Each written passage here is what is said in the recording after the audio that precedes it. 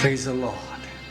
இந்த காலங்களில் நம்முடைய ஜீவனுள்ள தேவனிடத்தில் நம்முடைய விண்ணப்பத்தை சொல்லுவோம்.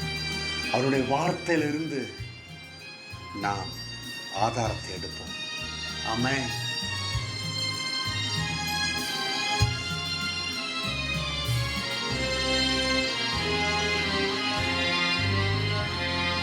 விண்ணப்பத்தை கேட்பவரே, என் கண்ணீரை காண்பவரே, சுகம் தருபவரே, சோத்திரம் ஏசையா. என் விண்ணப்பத்தை கேட்பவரே, என் கண்ணீரை காண்பவரே, சுகம் தருபவரே, சோத்திரம் ஏசையா. சுகம் தருகிறவர் நம்முடைய ஏசையா. உம்மாள் கூடும், எல்லாம் கூடும், ஒரு வார்த்தை சொன்னால் போதும். உம்மாள் கூடும், எல்லாம் கூடும், ஒரு வார்த்தை சொன்னால் போதும். ஐயா, ஒரு வார்த்தை சொன்னால் போதும். விண்ணப்பத்தை கேட்பவரே, என் கண்ணீரை காண்பவரே, சுகம் தருபவரே, சோத்திரம் ஏசையா. இயேசுவே, இயேசுவே உமக்கு சோத்திரம். நீ சுகம் தருகிறவர். இப்போ ஜெபித்து கொண்டிருக்கும் பொழுது பிள்ளைகளுக்கு சுகம் உண்டாகட்டும். விண்ணப்பத்தில் நீர் பதில் செய்ய போவதுக்கு நன்றி. அவர்கள் எந்த விஷயமாக அவர்கள் உம்மை நோக்கி கூப்பிடுகிறார்களோ நீர் பதில் செய்ய போவதுக்கு நன்றி. ஆமென். இன்றைக்கு அவளுடைய துக்க நாட்கள் முடிந்து போகட்டும். கர்த்தர் அவர்களை எடுத்து பயன்படுத்துவீராக. ஆமென், ஆமென், ஆமென். தேவ பிள்ளைகளே, புலம்பல் 3ஆம் அதிகாரம் 31ஆம் வசனத்தை இன்றைக்கு நம்முடைய வாழ்க்கையில ஆதாரமாக எடுப்போம். அந்த வசனத்தில் இப்படி அந்த பகுதி வருது, ஆண்டவர் என்றென்றைக்கும் கைவிட மாட்டார். அதை மட்டும் எடுப்போம். ஆண்டவர் என்றென்றைக்கும் கைவிட மாட்டார். ஆமென். ஏதோ காலம் போட்டு வைக்கல. அவர் சொல்றாரு, நான் உன்னை கைவிட மாட்டேன். அப்போ கவனிங்க, இதை பல விதத்தில் நீங்கள் பார்த்துருக்கலாம். ஜீசஸ் நெவர் ஃபெயில்ஸ்ன்ற வாசகத்தை பார்த்துருப்பீங்க. அதெல்லாம் இதிலிருந்து வந்தது தான்.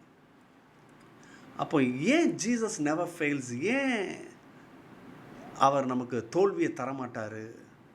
அவர் செய்யாமல் போயிட மாட்டார். தோல்வியை நமக்கு தர்றதும் ஒரு பக்கம், இதில் அர்த்தம் இருக்குது. இன்னொன்று, அவரும் தவற மாட்டார். அவர் தவறுனதா நம்ம பார்க்கவே முடியாது.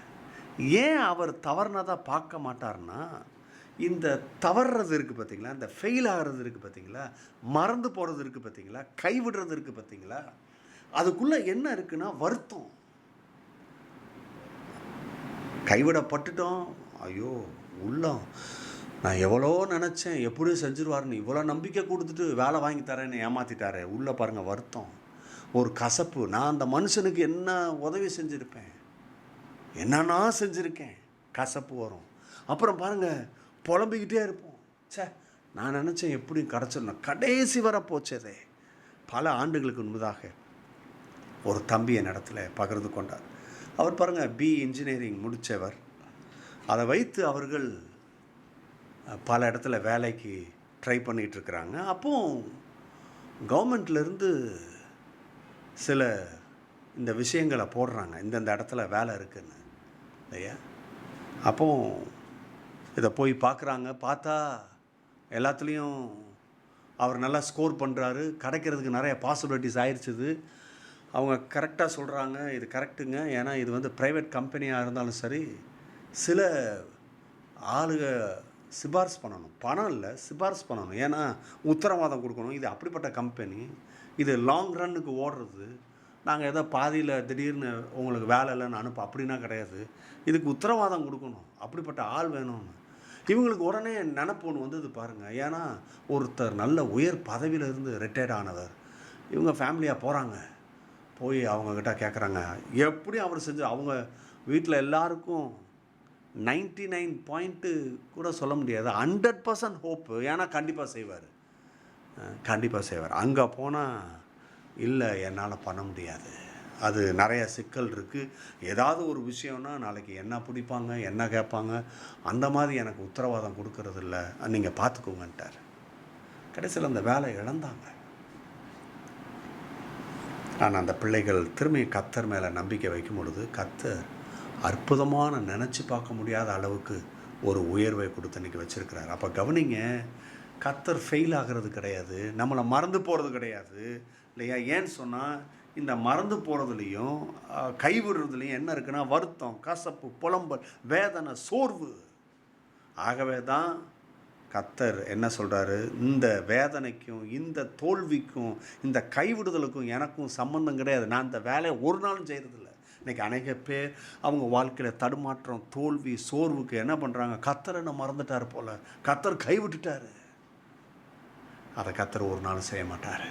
அவருக்கும் இந்த தோல்விக்கும் மறந்து போகிறதுக்கும் கைவிடுறதுக்கும் சம்மந்தமே இல்லை. அவர் கைவிட மாட்டார். அதனால தான் சொல்கிறாரு, என்றென்றைக்கு நான் கைவிட மாட்டேன்ப்பா. அப்போ என்ன பண்ணுங்கள், இன்றைக்கி இந்த காலை வேளையில் கர்த்தரை நம்புங்க. நான் இங்கேருந்து வருது அங்கேருந்து வருது, 2 மாதம் பொருண்டு இருக்காங்க, என்னை எக்யூப் பண்ணியிருக்கிறேன், கண்டிப்பாக கிடச்சிரும். நீ கர்த்தரை நம்பு, உனக்கு ஜெயம் உண்டு. God bless you. கர்த்தர் தாமே உங்களை விதமாய் ஆசீர்வதிப்பார். போய் ஜெயம் எடுங்கள். ஆமென்.